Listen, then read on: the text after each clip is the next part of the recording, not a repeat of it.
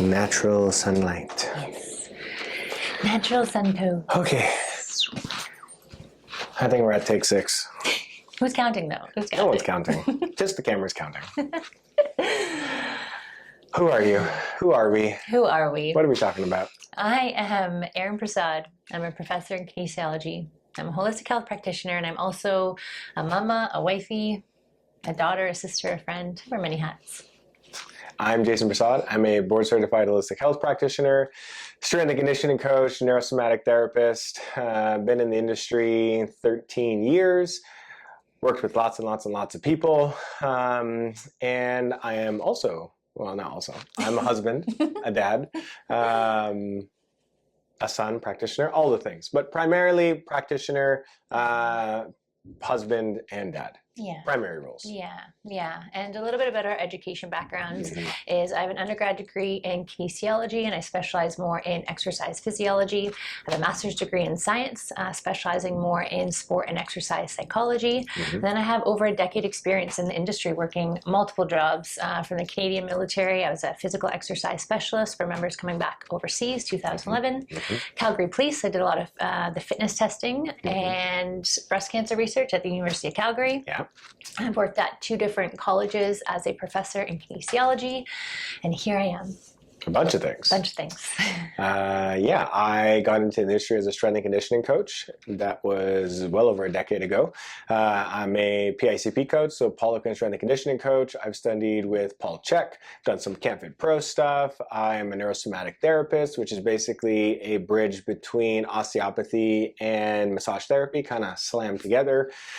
And then I got sick, and that kind of led to my world of studying more alternative medicine and the natural medicine side and how to get myself better. So that led me to Quantum University, and there I studied my bachelor's in holistic health sciences, my master's in natural medicine, and I'm currently studying my PhD in natural medicine with the hopes of one day being a natural medicine doctor, although I kind of play in that role already. Yeah, I'm already there. Yeah. So what do you do? Yeah, so a little bit about what I do now is I work with clients that are stuck mentally and emotionally and are disconnected spiritually. And I use different modalities. I'm right now trained as a Campbell practitioner and a breathwork facilitator, conscious connected breathing. And I also do ceremonial work with psilocybin. So I blend a combination of talk therapy and somatic therapeutic practices to help people get unstuck. And is this only in person? No, I work online virtually, as well as doing in-person more when we host retreats, is where a lot of the magic in the somatic world happens. Yeah. And what do? I play in the world of what most people would say like health coach or a naturopathic doctor. You know, I kind of play in the world of like that. You get many titles. I love hearing people try to explain what he does. Yes. I've got everything from like trainer to doctor to wizard to homeopath to naturopath, all sorts of things. At the end of the day, I am a board certified holistic health practitioner, and I do use many different modalities in the effort to help someone achieve health and wellness based on what they need, right? And that could be a movement plan, that could be some soft tissue work, that could be working with the Atlas axis. And then in the virtual space, it's a lot of like health coaching, protocol development, and how to get people from where they are struggling to a place of vitality, and essentially creating the roadmap for people. I would say that's my forte. Yeah. I like to explain that I kind of play that like head coach position. Yes, I have a role where, I am helping to assess what's going on with the bioterrain and create protocols when it comes to lifestyle, remedy suggestions, and detox suggestions. But I also know enough of the, downward causation model, which we're going to get into. I know enough about the terrain when it comes to the mental, emotional, physical, and spiritual space that I can give some suggestions to people on where should we focus now and solve that part of the puzzle before we move forward. So I kind of take that head coach quarterback kind of position, fulfilling a role and then helping to, enlighten people where they need to go next on their journey. And that's exactly what this entire program is designed to do. Essentially outline the frameworks that we use, the common things that we see, and what are the steps to move you in the right direction, whether you want to try that on your own, in a group coaching format, or in more of a one-on-one scenario with myself or our health coaches or Eryn, eventually bridging you to a place where you can attend a retreat to move through some deeper layers if that calls to you at all. Why don't we talk about why we do this and how we got here and who are we to even talk about it outside of our own education? Yeah, I think it's so important to realize that we do have a very strong educational background, you know, in science and education and research and literature, and we've walked the path. You know, we've gathered these tools and, you know, medicines along the way to add to our medicine bag to be able to show up here and be in service in the way, you know, that we are. And a little bit about me and, you know, my health background is I was a chronic overexerciser, undereater. I looked great from the outside, you know, six-pack year-round, stage ready all the time, and I was so incredibly unhealthy on the inside, and I knew it, yet I didn't know what to do about it and how to get out of it. And so there's a time in my life where I had hormone issues. I wasn't bleeding for over a year, and I actually thought that was okay. I was like, I'm just super fit, I'm just not bleeding. And I knew, my intuition was like, sweetheart. It's called amenorrhea, by the way. Yeah. And so I knew that that was not okay, yet I just kept doing the thing. I was told by multiple doctors that I wasn't able to have children. I had kidney stones and gallstones. I was bruising all over on my legs. Gut issues. Skin issues. I mean, you name it. And that's just my physical body, let alone my mental body. I had a whole other, you know, anxiety, overthinking, chronic overwhelm, depression. Like it was just a whole kit and caboodle that was going on inside of me that was just like wreaking havoc on my entire life. And a big pain doctor for me was when I broke my back. I had a snowboard injury in 2016, and that led me to become still for the first time in my entire life. And I found Joe Dispenza. His book was actually on my surgeon's table, like on the coffee table in the waiting room. And I was like, oh, what is this? And it just... Which one? Becoming Supernatural? Becoming Supernatural, yeah. And I knew nothing about metaphysics at the time. And it just, my curious soul was like, there's something more. So I did say to my surgeon, like, hey, give me 1 year and let me see what I can do with myself. And if I can, you know, figure things out, amazing. If I can't, then I'll come back and see you. And figured it out. Look at that. With it wasn't easy. It was a lot of bumps. It was that easy. I figured it out. I read the book and I'm there. I'm there. I mean, I can say I did have a quantum leap my first plant medicine ceremony, for sure. Well, that wasn't from reading a book. That was not from reading a book. It was pure the experiential of actually like doing, you know, the work. Which is very common. Super common. Yeah. And so where I'm going with all of this is, you know, I was told by multiple medical doctors that I was okay because I looked fine. I was young. I was fit. I was healthy. And your blood work came back fine. Yeah, other than my white blood cell counts were always consistent. And by the doctor, that was still fine for them because it didn't make a problem with it. Totally. And they sprinkled the seed of perhaps I have leukemia, and that seed was planted in my head. I laugh at this now, but it was actually like hard for me at the time of like, what am I supposed to do? And this was actually around the time where I met you. I was sitting in a lot of plant medicine ceremonies. I had done a lot of the work physically. I was doing a lot of work on the spiritual body, and I was calling in more help essentially. And this is where, you know, I found you. Here we are. Back in 2021. Yeah. Was it 21? Yeah, it was 21. It was 21. Yeah. No, it was 2020. 2020. We met in 2020 in Burlington, and then we continued in 2021. Yeah. Okay, so that summates you pretty good. Yeah. How about you? I was always a skinny kid, skinny Indian kid, so I got bullied a lot for being skinny. Also, brown kid in a very white neighborhood back in the day. So, you know, lots of bullying, and parents used to make fun about having chicken wings for arms, which, you know, kind of propelled this like wanting to be bigger and stronger. And that eventually led to becoming a trainer, which eventually led to fitness competitions and becoming a bodybuilder, which, you know, being raised in a West Indian household, which is like culturally things that were normal are not so normal in Western society. So childhood traumas plus, you know, doing what it takes to be a bodybuilder, which is by no means healthy, and pushing that physical body to an extreme limit. You know, I got up to 210 pounds. You know, that's pretty large for a skinny Indian kid. So how much are you right now? Just for I bounce between like 175 and 180. That tends to be my natural resting body weight. I would say if I'm training hard, I can get up to like the 185, but 215 is still a pretty far stretch in comparison. Yeah. So, you know, that whole world of training hard, pushing the body to the extreme, just like Eryn did, essentially led to me developing IBS and suicidal depression. Right now, looking back, I can argue that there was always a degree of depression. It just got way worse with the amount of gut inflammation and neuroinflammation that I had. And this all happened at the age of like 23. Of course, you go to the doctors, everything's fine, nothing's wrong with you. I wasn't passing blood or anything like that, although it felt like my guts were rotting.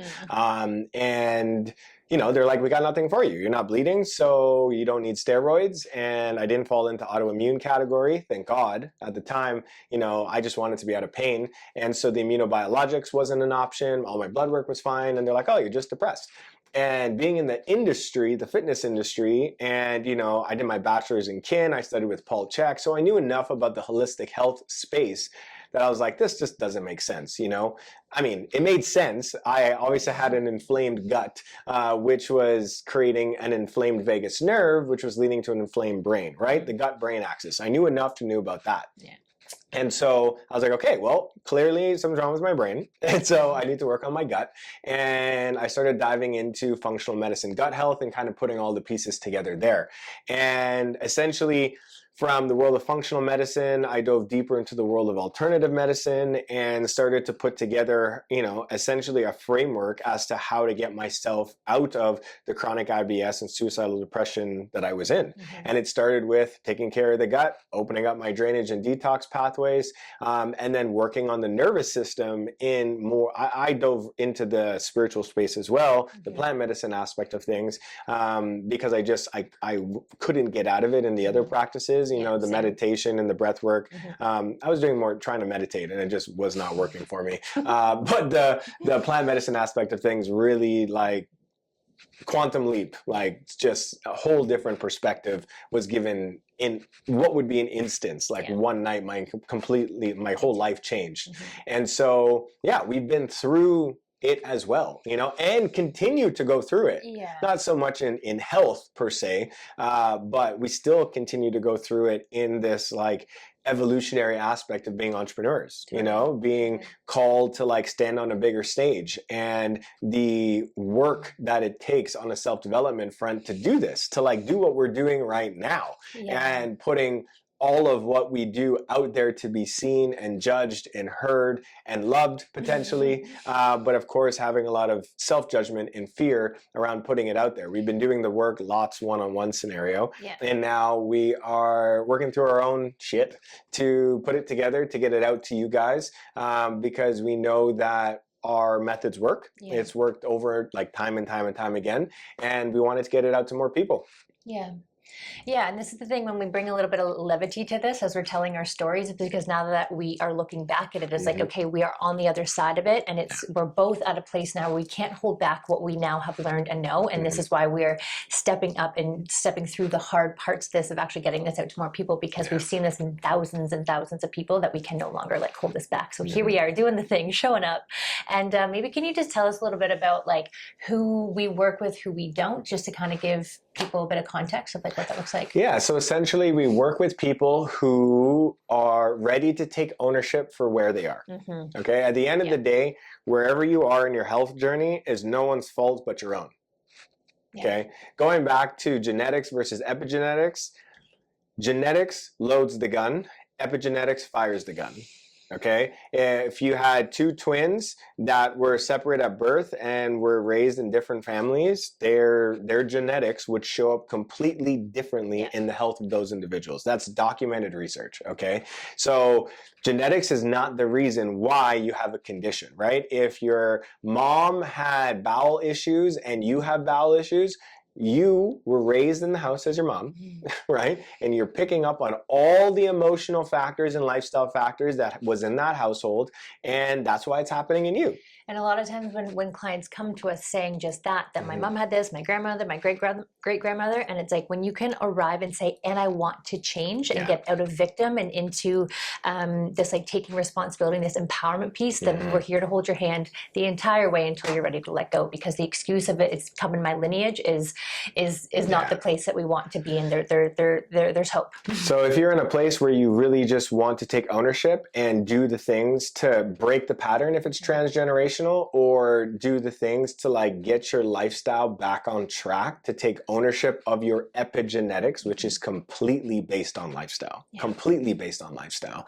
And I mean, the research is there, you know, you change how you're eating, change your circadian biology, what your light environment is like, get your sleep habits better, and then start to work on the thought aspect of things, your epigenetics will change and your life will change, and the presentation of your genetics will therefore change. Yeah. You know what I mean? Maybe what about like who we don't work with? Like what would that look like? So if you're someone who just like, I have this disease and that's it, I mean, you're probably not in this place if you're thinking that way. If you're someone that wants a quick fix, definitely not the place.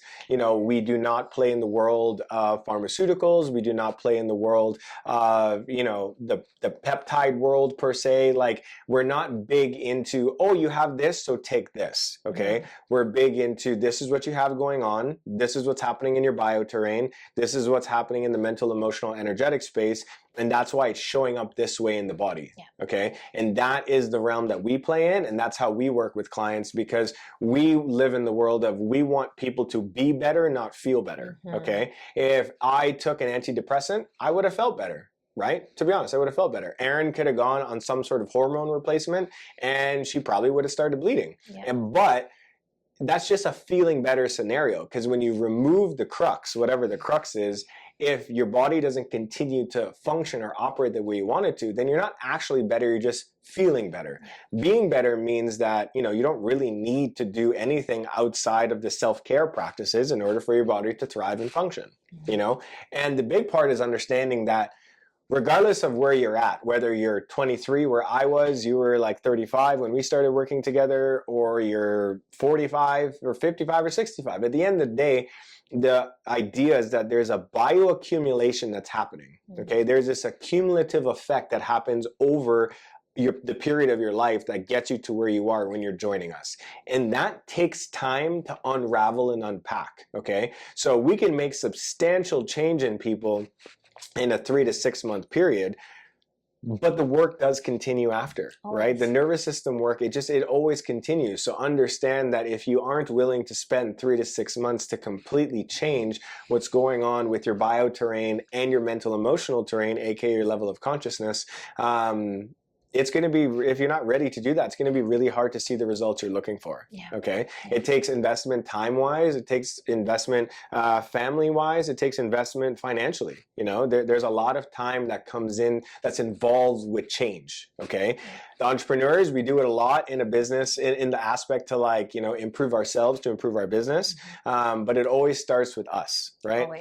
We all, right? So if you're the mom not taking care of herself, like, if you want to, you know, really be good for your family and teach your family non-verbally, it's through self-care. Totally, and that's where we advocate. Anyone that's ever come into our home, which we do, and we host retreats, they get to see how we live, and it's just to know that we take care of ourselves just as much as we are showing up right now to be, you know, educating on this, because it does. It starts with the I, we, all, and we follow this template quite a lot. And also, we have a little one. We have a 1.5-year-old daughter who, like, we are inspiring every day, or actually being inspired by every day. Every parent will know that your child teaches you more than we teach them, and so it's just to be showing up in these ways for something bigger than us. Yeah, so as long as you're ready to invest time and energy and continue to uncover the layers that are necessary to move you towards health, then you're in the right place. We've done it over and over and over again. We've done it for ourselves. And I'm not going to say that our way is the only way. It's just the way that we know and have used